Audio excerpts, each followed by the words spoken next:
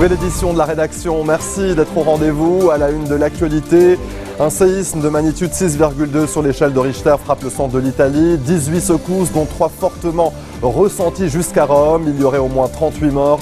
3 bourgs sont presque entièrement détruits. L'armée turque lance une opération dans la ville syrienne de Jarablos, frontalière de la Turquie. Recep Tayyip Erdogan annonce viser le groupe État islamique, mais aussi les milices kurdes. Le Hezbollah réclame le report de la séance du Conseil des ministres prévue demain jeudi en vue d'un accord entre les composantes du gouvernement. Mais pour l'heure, le chef du gouvernement, Tamam Salam, n'entend pas suivre la même voie. Je vous disais en titre, un séisme de magnitude 6,2 sur l'échelle de Richter a frappé le centre de l'Italie tôt ce mercredi. 18 secousses enregistrées depuis 3h30 du matin, dont 3 fortement ressenties jusqu'à Rome et auraient fait au moins 38 morts selon un bilan de la protection civile. 3 localités sont presque entièrement détruites, des villages qui sont extrêmement difficiles d'accès pour les moyens de secours, d'autant plus que plusieurs tronçons de petites routes ont également été détruits. Cet homme et cette petite fille s'en sont sortis miraculeusement indemnes. Sur place, les secouristes s'activent car sous les décombres, de nombreuses personnes seraient encore prises au piège. Pour les services de recherche, c'est désormais la course contre la montre. Nous avons réussi à atteindre les zones les plus touchées, notamment les villes d'Amatrice et d'Akumoli. À Akumoli, les routes étaient coupées, mais les secours ont finalement réussi à rejoindre la zone. Nous avons aussi dû faire appel à des hélicoptères. Les dizaines de bâtiments détruits témoignent de la violence du séisme qui a été ressenti jusque dans la capitale. Le tremblement de terre qui a frappé le centre du pays cette nuit vers 3h30 à 150 km au nord-est de Rome a déjà fait des dizaines de blessés et plusieurs morts, mais le bilan reste provisoire. Les survivants, eux, sont encore sous le choc. Le plafond m'est tombé dessus. J'ai juste eu le temps de me protéger avec un oreiller. Au final, je n'ai pas été touchée. C'est terrible. J'ai 65 ans et je n'ai jamais rien vécu de pareil. Quelques secousses, oui, mais rien comme cela. C'est une catastrophe. L'épicentre du séisme se trouve à 10 km au sud-est de Norcia, dans la région de l'Ombrie. Le centre de l'Italie avait déjà subi un important séisme de magnitude 6,3 en 2009, qui avait fait plus de 300 morts. Un sujet signé Raphaël Vivant et Juliette Lacharnay. Matteo Renzi, le chef du gouvernement italien, a annulé son déplacement jeudi à Paris, où il devait participer à une réunion des socialistes européens. On l'écoute. Le gouvernement s'engage à partir de maintenant à n'abandonner personne, aucune famille, aucune ville, aucune communauté. Mettons-nous au travail pour que dans les prochaines heures, on puisse continuer à extraire d'autres survivants des décombres, pour que l'on puisse donner de l'espoir à ces villages qui ont été aussi durement touchés. Bon courage à tous. En avril 2009, un autre séisme d'une magnitude 6,3 avait fait plus de 300 morts en Italie et provoqué des milliards d'euros de dégâts dans la région de l'Aquila. Retour sur les précédents tremblements de terre en Italie. Face à une magnitude de 6,2 degrés, les bâtiments d'Amatrice ont cédé. L'épicentre est situé à 40 km de là, près de Norcia. Ce séisme touche une fois de plus le centre de l'Italie. Là-bas, les tremblements de terre se succèdent, à chaque fois le long des failles sismiques. Le séisme qui s'est produit cette nuit là, dans la chaîne des Apennins en Italie n'a rien de très surprenant. C'est une des régions les plus sismiques, voire la région la plus sismique de la péninsule italienne. Il s'est produit à proximité de derniers grands séismes dans cette région-là. Il y a 4 ans, un tremblement de terre de puissance identique avait réduit à néant des joyaux vieux de plusieurs siècles et retourné des bâtiments modernes. Bilan, 6 morts. C'était sans compter avec la réplique 9 jours plus tard. 19 morts, plus de 8000 personnes déplacées. L'Italie garde surtout en mémoire le nom de la capitale des Abruzzes, l'Aquila. Ce 6 avril 2009, la terre a tremblé, faisant plus de 300 morts. Des milliards de dégâts, Le pays traumatisé améliore depuis ses systèmes de surveillance. L'Italie est un des pays en Europe, du fait d'une activité sismique importante, qui dispose des meilleurs réseaux sismologiques on va dire, de surveillance ou de suivi de son activité sismique. Depuis un siècle, l'Italie a payé un lourd tribut. 3000 morts en 1980, plus de 30 000 en 1915, c'était déjà dans les Abruzzes. Dans le reste de l'actualité, l'armée turque et les forces de la coalition internationale anti-djihadiste ont lancé une opération ce mercredi dans la ville syrienne de Jarablos, frontalière de la Turquie. Une dizaine de chars turcs sont entrés en territoire syrien. Recep Tayyip Erdogan annonce viser le groupe État islamique, mais aussi les milices kurdes. L'opération, baptisée Bouclier de l'Euphrate, est une violation flagrante de la souveraineté de la Syrie. Réaction ce matin du ministre syrien des Affaires étrangères. 5 semaines après le putsch manqué contre le régime de Erdogan, le vice-président américain Joe Biden va tenter de recoller les morceaux entre les deux capitales. Il doit successivement rencontrer le Premier ministre et le président turc. Les événements du 15 juillet ont conduit à une importante dégradation des relations entre les deux pays. En cause notamment la demande d'extradition restée vaine pour le moment de l'homme considéré en Turquie comme le principal responsable du coup d'État raté, le prédicateur Fethullah Gülen, qui vit en exil aux États-Unis depuis une quinzaine d'années. L'offensive contre Mossoul, bastion de l'État islamique en Irak, se prépare. Les forces irakiennes soutenues par les Reds américains sont sur le point de reprendre Qayara, une ville située à une 60aine de kilomètres au sud de Mossoul. Une position clé pour préparer l'assaut final. Alors que l'étau se resserre autour des djihadistes, le Haut Commissariat de l'ONU pour les réfugiés a mis en garde contre une nouvelle catastrophe. Jusqu'à 1,2 million de personnes pourraient être affectées. Mossoul sera libéré en 2016, a promis le Premier ministre irakien. L'envoyé spécial de la Maison-Blanche s'est montré plus prudent, appelant la classe politique irakienne à davantage de cohésion avant de lancer la bataille. Le chef du bloc parlementaire du Hezbollah, Mohammad Raad, a demandé ce mercredi au Premier ministre Tamam Salam de reporter la séance du Conseil des ministres prévue demain, jeudi. Objectif, paver la voie au contact nécessaire entre les différentes composantes du gouvernement. Mais pour l'heure, le chef de l'exécutif semble déterminé à maintenir la réunion du cabinet. Le camp du président de la Chambre, Nabi Berri, participerait à la séance à condition qu'aucune décision importante ne soit prise. C'est ce qui ressort de l'entretien téléphonique entre le président du Parlement et Tamam Salam. Le chef du courant patriotique libre, Gebran Bassil, a de son côté annoncé que son parti sera absent de la prochaine séance du Conseil des ministres. La raison, protester contre la gestion gouvernementale du dossier des nominations militaires. Restez des nôtres, on se retrouve après cette courte pause. A tout de suite.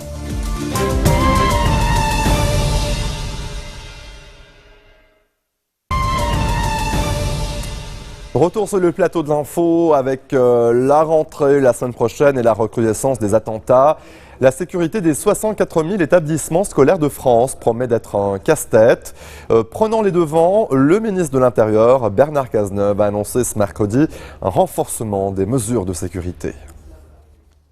Depuis sa loge, la gardienne de l'école peut désormais surveiller les allées et venues. L'établissement s'est doté d'une caméra. Elle peut contrôler qui je suis avant d'ouvrir et je pénètre. Elle était avertie que j'allais venir, donc on sait pertinemment qui s'introduit dans l'école et il y a un contrôle à l'entrée. Une grille d'entrée renforcée, des barreaux aux fenêtres pour éviter les intrusions. 2 caméras de surveillance. À quelques jours de la rentrée, certaines écoles jouent la sécurité maximale. Des mesures pour faire face à la menace terroriste et que le gouvernement vient de détailler ce matin. La menace est aujourd'hui élevée. Le danger est bien réel. Une école a déjà été la cible d'attentats terroristes. C'était en mars 2012 à l'école juive Ozar Torah de Toulouse. Et donc il est pour notre pays, pour l'ensemble de nos institutions, un véritable devoir, une véritable exigence que de se préparer à affronter les choses. Parmi les mesures, l'organisation de 3 exercices de sécurité par an, dont un avec confinement des enfants. De quoi rassurer certains parents, mais pas tous. L'angoisse, elle est un peu partout et oui, le fait que les enfants soient préparés, c'est rassurant pour les parents quelque part. Mon fils qui est hyper sensible, de lui faire des trucs, même si c'est sous forme de jeu, enfin voilà, c'est un angoissé plus. Donc je pense que ça peut plus le stresser qu'autre chose, quoi. Autre mesure, la sensibilisation des élèves de 3e aux gestes qui sauvent.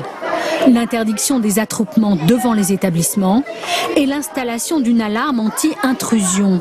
Mais dans ce lycée parisien, le proviseur estime que le principe d'une sonnerie spécifique n'est pas au point. Ce qu'il souhaite, des haut-parleurs. Beaucoup d'établissements préconisaient simplement de se doter d'un système de haut-parleurs voilà, qui permettrait de dire voilà, exercice incendie, évacuation, attaque, enfin voilà, des choses explicites qui ne suscitent aucune ambiguïté. Et pour sécuriser les établissements, plus de 3000 réservistes de la gendarmerie seront mobilisés pour cette rentrée. Dans le reste de l'actualité internationale, nouvel attentat à la bombe en Thaïlande. Cette fois, l'attaque a fait un mort ainsi qu'une trentaine de blessés. Une voiture piégée a explosé devant un hôtel de la ville de Pattani. C'est dans l'extrême sud du pays, non loin de la frontière avec la Malaisie.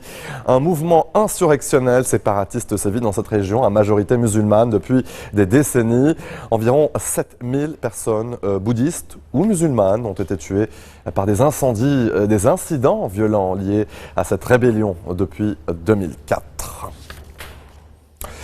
2 litres d'eau par personne et par jour pour une durée de 5 jours. De la nourriture, cette fois pour 10 jours, suffisamment de sources d'énergie et d'argent liquide. Les Allemands sont appelés à faire des réserves. Un plan de défense civile pourrait être adopté en cas de catastrophe. Une première depuis la guerre froide. Les explications de Raphaël Vivant. Et si Berlin était privé d'électricité pendant des jours à cause d'une cyberattaque? Et si un conflit armé majeur menaçait le pays? Et si un risque terroriste de grande ampleur paralysait les axes routiers? Tout cela est hypothétique, mais le gouvernement allemand veut être prêt. Depuis 4 ans, le ministère de l'Intérieur élabore un vaste plan pour faire face à toutes sortes de situations d'urgence. Et dans ce document figure un conseil simple à la population: faites des réserves. Concrètement, les Allemands devraient stocker chez eux de quoi manger pendant 10 jours et de quoi boire pendant 5 jours. Ce n'est qu'un conseil, mais certains le prennent déjà très au sérieux. J'en ai acheté, sinon il ne va plus en rester. Il nous faut ça pour nous et j'en prends aussi pour les voisins. Stocker 2 litres d'eau par personne et par jour pendant 5 jours, cet homme est très prévoyant, mais c'est bien le seul que nous ayons rencontré. Il n'y a pas de danger pour le moment. Tout ça, c'est un peu de l'hystérie. De telles consignes existent en Allemagne depuis la guerre froide. Elles avaient été un peu oubliées, mais le contexte actuel nécessite, selon le gouvernement, de sensibiliser de nouveau la population. Il ne s'agit pas forcément de menaces terroristes, mais de menaces globales pour toute la société. Enfin, le service militaire obligatoire, supprimé il y a 5 ans, pourrait être rétabli temporairement. Mais cela n'est qu'une hypothèse. Le gouvernement allemand veut tout envisager pour faire face à toutes les situations. Allez, en bref, dans le reste de l'actualité, au Gabon, c'est la dernière ligne droite avant l'élection présidentielle à un tour unique du samedi 27 août. Les 628 000 électeurs sont appelés aux urnes pour choisir parmi 11 candidats, dont le président sortant Ali Bongo Ondimba et la figure majeure de l'opposition Jean Ping, rallié par 3 candidats de l'opposition. La campagne électorale a été riche en violences policières contre les opposants, discours xénophobes, fâcheries et ruptures.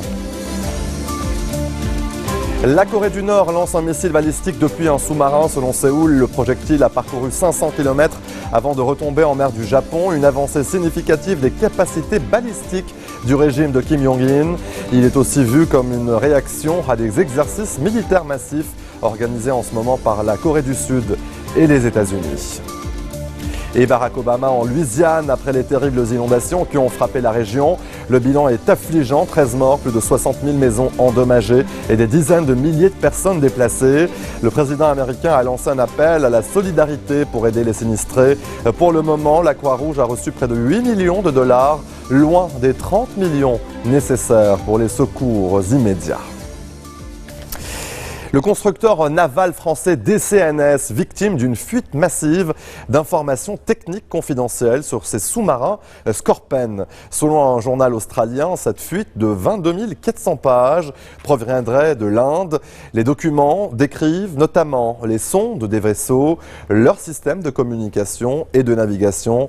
Et 500 pages sont consacrées exclusivement au système de lance-torpilles. Une fuite préoccupante selon le Premier ministre australien, qui a toutefois relativisé l'impact éventuel sur son pays. Cécile Adobati et Juliette Lacharnay nous en disent plus. Voici le Shortfin Barracuda, la fierté de la DCNS.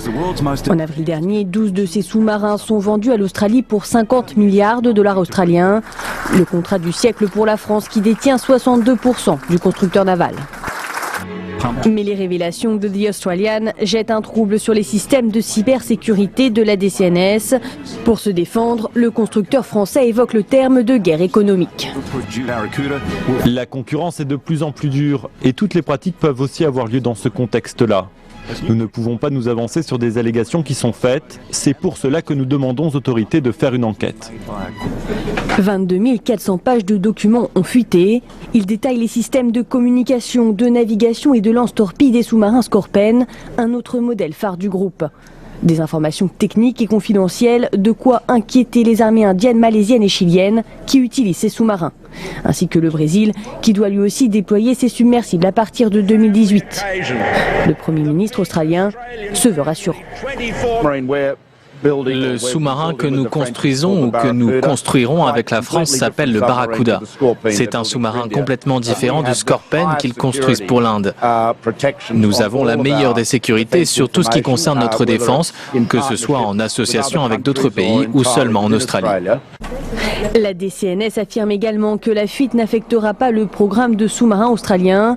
L'enquête en cours devrait permettre de déterminer l'authenticité des documents et d'identifier qui est derrière ce piratage informatique. La DCNS aurait laissé entendre qu'il pourrait venir d'Inde, des accusations démenties par le ministre de la Défense indien. Fin de cette édition, le rappel des titres. Un séisme de magnitude 6,2 sur l'échelle de Richter frappe le centre de l'Italie. 18 secousses, dont 3 fortement ressenties jusqu'à Rome. Il y aurait au moins 73 morts. Un dernier bilan. 3 localités sont presque entièrement détruites. L'armée turque lance une opération dans la ville syrienne de Jarablos, frontalière de la Turquie. Recep Tayyip Erdogan, à l'écran, annonce viser le groupe État islamique, mais aussi les milices kurdes. Et le Hezbollah réclame le report de la séance du Conseil des ministres prévue demain jeudi en vue d'un accord entre les composantes du gouvernement. Mais pour l'heure, le chef du gouvernement Tamam Salam n'entend pas suivre la même voie. Merci de votre attention. Excellente suite de programmes sur notre antenne. Vous retrouverez Philippine de Clermont-Tonnerre à la barre du prochain JT. Très bonne soirée.